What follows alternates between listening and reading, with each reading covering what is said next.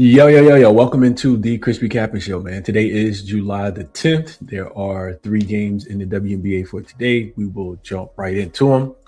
Yesterday, told you guys I liked Atlanta and who was Atlanta playing? In Seattle under the 168. A little sweaty, 167, but that was a winner. I think the total went back up throughout the day as well, so you could have got a better number. And they started off scoring a lot of points, so definitely could have caught our live under as well. And then I also like the Indiana Fever in the bounce back spot, even with no day's rest. They got the job done. Late comeback from them last night in Phoenix. And then the Aces were the other things that I talked about, like in the Aces team total over. And they just kind of like took their foot off the gas. I'm watching the game and they're scoring, doing whatever they want to do. And then, yeah, they just like get outscored, I think by 11 in the fourth quarter. So their team total didn't cash. I ended up playing all 3. 2 in one night, I will take it and move forward, but it's kind of frustrating because I thought that they were easily going to get to 92, 93 points yesterday. The team total when we got it was 91.5. And yeah, Jackie Young and Asia was doing whatever they wanted, and somehow they still just turned the ball over, missed a few shots, whatever. All right, let's jump into it for today. We'll start off with Jackson, AI Sports Betting Tool, linked in the description as it always is. Today's prompt is, let's get to it real quick. All right, so today's prompt is going back to spread. Analyze today's WNBA slates to identify the highest value opportunity for point spreads. Highlight teams with a strong against the spread record when facing similar matchup variables such as rest advantage, home away splits, or recent offensive efficiency surges. Provide the data, the underlying metrics, and reasoning for each recommendation. So the only one I'm gonna share with you guys is the first one, and that is on the Golden State Valkyries and the Connecticut Sun. It looks like Jackson likes the -7.5 here for the Valkyries. It says that they enter the matchup as significant road favorites, and the statistical profile suggests their position to cover the 7.5 point spread. Golden State features the league's #1 rated scoring defense, allowing just 78 points per game. They've shown a strong against the spread record when facing teams with offensive inconsistencies, and Connecticut ranks in the bottom tier of the league in points per game. In points per possession. The situational spot favors Golden State as they're looking to maintain a momentum against the Sun squad that has struggled with depth. While the Sun are at home, their recent form suggests they lack the discipline to slow down the Valkyries' balanced attack. My model projects a double-digit victory for the Golden State, making the 7.5 line elite value. So that is that's the player prop for today. All right, let's jump into it then. Let's get right into it. Linked in the description as always. Check out Jackson if you guys are interested. So same way we did it yesterday, I'm gonna run it back today just because I am low on time again today. Making all the graphics is a bit time consuming, but outside of that, I'm working on like a couple home projects that I'm trying to get done and just don't have a lot of time to do all the extra stuff. So Dallas and Toronto is where we'll start. Dallas looks like they are. Let me just get the updated line real quick. These lines should be updated, but let me just make sure. So we got Dallas. Yeah, Dallas lands 7.5, 6.5, 7.5, 7. Like depending on what you want, you can get in this game. 6.5, 7. Total sitting right at about 179.5, and that has come down. This opener was 180.5 yesterday. So really quickly, injury report is significant in this one. You got on the Toronto side of things, there is no Timmy Fong-Bagley, Kiki Rice, and Brittany Sykes all remain out. And then Nair Sabli is listed as game time decision as well. She's questionable. I think she suffered a back injury in that game where Toronto lost to Golden State a couple nights ago. On the opposite side, Dallas is fully healthy again. This is the last of a 4-game road trip for them. They've won all 3 to start. Coming off that win against New York where they were getting 4.5 points as a dog. Before that, they were in Toronto, beat Toronto, smacked them up pretty nicely in that spot as well. Only 1 day of rest. This Dallas team has been playing some pretty good defense as of late as well. They are they played at 4 straight unders. They held the Liberty under their team total the last time that they played. They held Toronto under their team total the last time that they played as well. So real quickly, I'm just thinking out loud right now because I didn't bet this game. But it looks like last 5 games, the Wings are It says that they're just seventh in defensive rating, but adjusted defensive rating, they're actually fifth. And I don't know. We know that Dallas is a much better team than Toronto, especially if Toronto is going to be down, 3 players, potentially 4 players, right?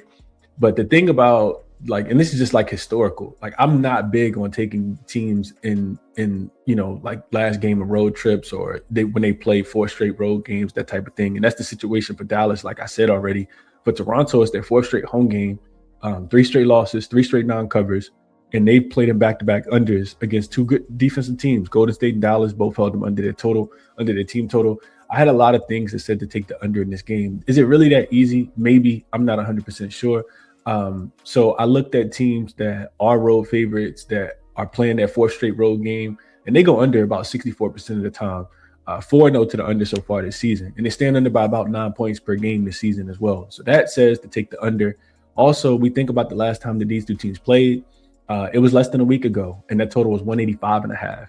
And what did they get to? They got to, I know it wasn't 185.5. It stayed well underneath the number. It was 89-76. So quick math, what's that? 5 carry was 165. So they stayed 20 points under the total, and this total opened 5 points less than the last total, and it's been bet down a point. I kind of think that this game goes under as well. Toronto's not they don't have a lot of offense. Yes, they want to play fast. Dallas can dictate tempo. In that last game, real quick, let's see what happened. Dallas shot 44% from the field, 36% from the 3-point line. AZ had 5. She was 5 for 11 from 3. Nobody else really did much. Paige had 22 and 7.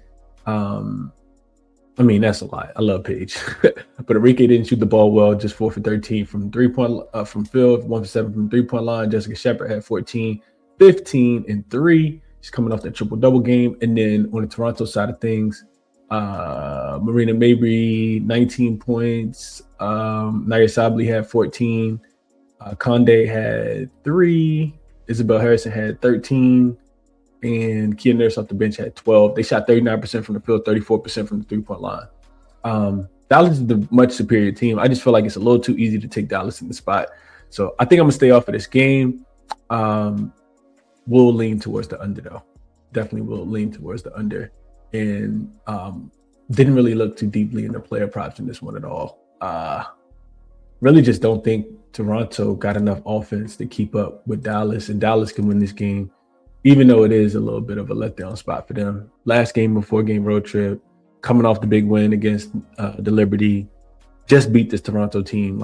It seems too easy to take Dallas in this spot. So I'm going to skip on that one and lean towards the under. All right, next up is Golden State in Connecticut. Line is 7.5. Another game with significant injury report. You got the Golden State Valkyries coming in here. Hold on, matter of fact, let's just double check something real quick. Let's see where this line and them 7s are now gone. 6.5s are gone. So, oh no, they're not. They stay the same. Okay. So let's see real quick. This Golden State and Connecticut game opened with Connecticut getting 9.5 points. Total was 154.5, and the total has stayed about the same. And Connecticut has taken some money here. I think the biggest reason is probably just because Gabby Williams is listed as questionable. Gabby has been absolutely hooping this season. She's a bucket. Probably Golden State's most consistent player. This Golden State team is good, but it's like strength by numbers. Just kind of like the Golden State Warriors of old.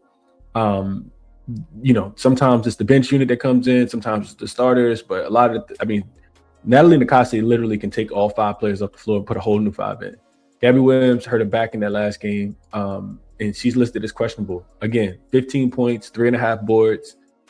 Definitely, her best season as a player in the WNBA, and they're just getting the job done, man. Just getting the job done. But that's a big question mark here. On the opposite side of things, you do got to look at the injury report because Sanaya Rivers, Brittany Griner, who missed the last game, and Anisha Morrow, who missed the last couple games, all remain out as well. Golden State in the same situation that Dallas is in.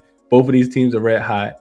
Both of them are, multiple game winning streaks, and both of them are coming to, the end of a road trip. Now, Golden State still got a couple more games left. This is the 4th of a 5-game road trip for them, and they've won and covered 6 in a row. Golden State's been absolute money, man. Back-to-back unders against Washington and Toronto. And on the Connecticut side of things, they're coming off that loss to Minnesota after beating Minnesota, but they've covered 5 straight as well in back-to-back overs against the Minnesota Lynx. So this one is tricky without knowing the status of Gabby Williams, in my opinion. The total is the lowest that we've seen for the Valkyries all season in road games. And then the Connecticut side of things, when they played in totals that's this low or close to it, they've gone over in all 3 games. So the total is a bit tricky to me. I really like playing Golden State Valkyrie team totals under, because that's the one thing that feels like been consistent. Like, if you might not be able to rely on their offense, but this Golden State Valkyries defense is, I mean, it just finds a way to show up. Neither one of these teams play extremely fast at all. Real quick, the Valkyries so far this season, 6-4 to the under on the road. These games are averaging 158 points though, but just them scoring, right? 1, 2, 3, 4, 5 of their last 6 games, they've stayed under their team total, and their team total is only like 80.5 today. I just have a lot of hesitation with taking totals that low in today's WNBA. Connecticut's been pretty good at home. They are 7-2 against the number when they have been getting points at the crib so far this season. Again, road teams playing their 4th straight road game don't always cover. They only cover about 38% of the time. And outside of that, when these 2 teams played earlier this season, the Valkyries called Connecticut slipping. They weren't playing this good. They beat them by 27 when they were playing at Golden State. And when I was looking at, teams that just got dismantled in their last game, they typically come back with something. They're about 62% ATS since 2023 and a perfect 7-0 so far this season. So that would say to take the points with this home dog in this spot. We'll see what happens with Gabby Williams. Also, the under seems like the more logical play, in my opinion. You got to go to State team to 3-1 to the under so far this season when they've been a road favorite. You got and then being, having held 3 straight opponents under their team total in that spot. Connecticut 7-2 to the under if they're a home dog this season, including their last 5 straight. They've held 5 straight opponents under their team total. And then again, like I said, when teams are playing at least their 4th straight road game and they're laying points, 4-0 to the under this season, and those are staying under by 9 points as well. So I kind of landed on like a first half under. I think as the thing that I like the most. Real quick, I'll show you guys that, and then we'll get over to the last game. So I'm looking at this, and I'm using Moneyballer as I always do. You can check this out. The link is in the description. So if we go to that Valkyries and Suns game, we come down here, and the Valkyries have just been like the best first half defensive team. You can see that the opponent team totals are 19-4 to the under in the first half. Like, their defense early in games is, it's just kind of, that's how they established themselves, right? Only 4 teams of the 23 have actually gone over their team total in the first half, right? But if we go back up here, we look at this, because of that, and because their offense struggles as well, 18-5 to the first half under. And then the Sun are 12-9-1 to the first half under as well. And if they're a home dog, 7-2 to the first half under. And if the Valkyries are a road favorite, 3-1 to the first half under. So a lot of things kind of align in that way. These are all games. If we just look at the last 20 is about the same. If we look at the last 10, we come down, we check it again. We can see that the Valkyries 9-1 to the first half under, 6-3-1 are the Sun to the first half under. If the Valkyries are laying points on the road, 2-0 to the under. If the Sun are getting points at home, 5-1 to the under. And just for more emphasis, the Valkyries last 5-0 to the under in the first half. Sun 3-2 to the first half under. If they're a home dog, 3-1 to the first half under. The Valkyries are laying points, 2-0 to the first half under. So yeah, first half under is very low, 75.5. But we saw the Valkyries in this spot recently, right? They were in Golden State playing against another slow pace, non-great offensive team, and they were able to keep that game under. That was like the lowest total so far this season. So first half under, I guess, is what I would look in that game. All right, let's get to the last one on the board, and hit the like if you can, subscribe if you guys have not, and let's get to this last one. So last one is Chicago and Las Vegas. Let's see, line currently it's kind of all over the place. You can get Sparks -1.5. You can get Sparks at a pick. And the totals come down some. This opened I wrote down 180.5. Oh yeah, I do see a 180.5, but I also see it open at 179.5, 181.5. So this is kind of been where it's shot, but it's come down to 178. It looks like it's consensus as low as 177.5. So on the Chicago side of things, there is no Skylar Diggins. She remains out with that knee injury. Dejanay is out as well, but Courtney Vanderbilt will be back at point guard now. And then on the Spark side of things, no Plum and no Brink, and that just kind of continues. So you got a Chicago team that beat Phoenix in their last game. They got a one-day rest advantage in the spot, and this is the third of a 4-game road trip for them. They've covered 4 of their last 5. The Chicago team has been playing good, especially when they've been getting points. And then on the Spark side of things, last of a 3-game homestand for them, they beat Indy and really, really needed that win to snap a 3-game losing streak. And this is the first meeting of the season between these 2 teams. So I'm going through the numbers this morning, and I'm looking at Chicago. And I mean, it seems like a clear Chicago spot, right? I'm gonna just read off what I wrote down in my notes. So I'm looking at the last 5 games, because a lot of those, in my opinion, have been what we can kind of use as a barometer, especially for the Sparks, because Kelsey Plum has been out for about 5 games. So last 5 games, Chicago has played the easiest strength of schedule. And I think even though they played the Aces twice, they also played against, I don't know if all of them, I think both of those count. But outside of playing the Aces twice, which is a really good opponent, they also got Portland twice. So like their numbers are inflated because of that. So Chicago's played the easiest strength of schedule. Sparks have played the 9th easiest strength of schedule. Chicago's been a better offensive team, defensive rated team, net rated team. They're also shooting better from the field. They get into the free throw line more. They're a better offensive rebounding team. They're allowing the fewest offensive rebounds. The Sky are also scoring the most points in the game, points per game at 92. And the Sparks are giving up the second most at 101.4. Sky also first in second chance points. Sparks are 12th in second chance points allowed. So what I'm saying is Chicago should be able to score the basketball. Their team total 89.5. This total is coming down, but I think Chicago should be able to get to 100 in this game. I don't know if I want to lay points with them or think that they're gonna win the game. They should be able to beat this the Sparks team. I'm not believing the Sparks just because they got one win with Kelsey Plum. I mean with Caitlin Clark coming back, being on a minutes limit, and no Aaliyah Boston the other night. I looked at Chicago team total 89.5, and that's what I really like, probably more than anything else today. They're coming off a game versus Phoenix where they only scored 77. Before that, they had actually gotten to 90 or more in 4 straight games, with only one of those games going to overtime. But even in that game that went to overtime with the Aces, they still got the 86 points in regulation. So, I mean, that's against a much better Aces defense. Sparks, even with the win against Indy 2 nights ago, they still gave up 92 points to Indy, and are now allowing 95 points per game in the 8 games without Kelsey Plum so far this season. And they've given up 90 plus in 4 of their last 5 games as well. You look at the pace between these 2 teams. Sparks are first. The Chicago Sky are 5th. So it should be a fast-paced game. I know the total is dropping, but I would think that it'd be a fast-paced game. And Chicago should be able to score the basketball. So that's what I like a little bit more than anything else. From a player prop perspective, I didn't spend too long on player props today, but if there's one that really jumps out to me, it is she's been a little inconsistent, so it's kind of difficult, but I mean, she just has such a great matchup, and that's Camila Cardoso of the Chicago Sky. I always like attacking the bigs for this Los Angeles Sparks team because they're so soft in the middle. So if we look at Cardoso points, she's listed at 14.5, minus 118 on FanDuel. So it is, like the books are expecting her to get busy as well. We know that. I don't got to talk about how bad the Sparks defense is.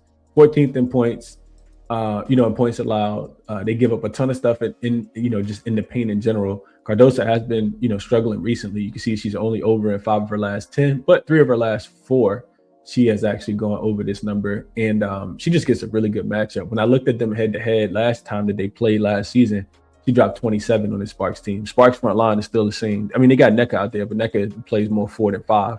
And De'Arca Henry plays a little bit more than 5. So 2026, she's doing well, I guess you could say, in these last few games here after, a pretty slow start.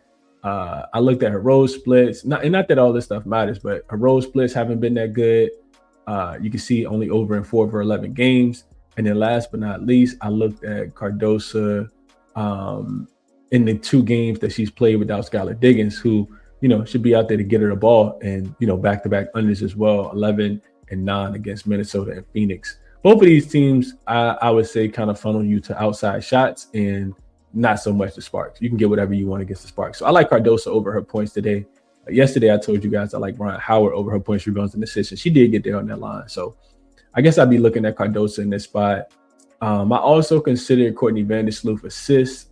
I'm just not sure what her minutes is going to look like, man. 5.5 is the number on Courtney Vandersloot. And it's just, look at this defense. Assists allowed, they give up the most in the WNBA. So Courtney Vandersloot, her assists, let's see, 2026. It's 5.5. It looks like, I'm not sure why it's not. Oh, there you go. Okay, so here we go. So back-to-back unders against Phoenix and loss in the Sparks, but she did start off pretty hot against 2 fast-paced teams. Aces, she had 8 in the first game, and then against Portland, she did get the 7 in that game as well. So 5.5 is the number. There is no Skylar Diggins.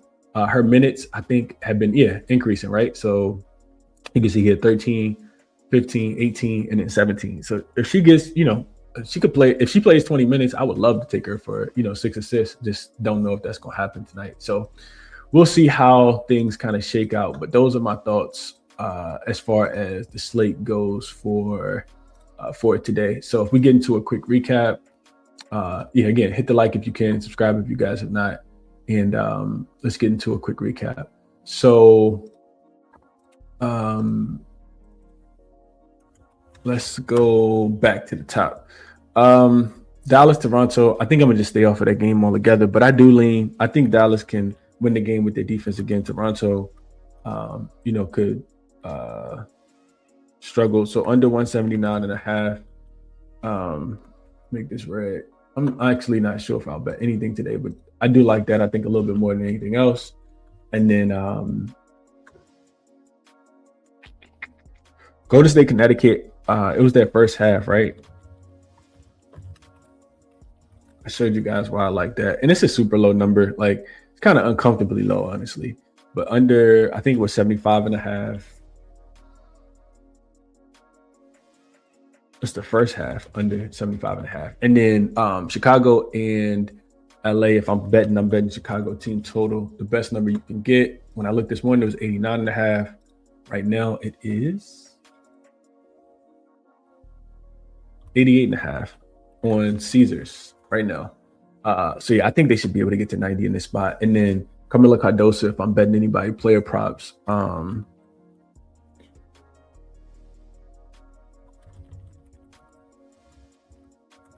14.5 points, I think, is a good look. And Courtney Vandersloot as well, but not sure if I'll get to any of those, man. That's what I like. I haven't bet anything today, though. I'll tell you guys if I did. I have not bet anything today. If I'm betting, it's probably gonna be from this list, though. Picking something from this list. Hopefully you guys enjoyed the show. Hopefully it was helpful. Resources all linked in the description of the video. Check them out. Jackson Outlier, Moneyballer, Eyes Jam. Best of luck on this Friday, man. Enjoy the weekend. Enjoy the games. I will catch you guys in the next one, man. I'm out.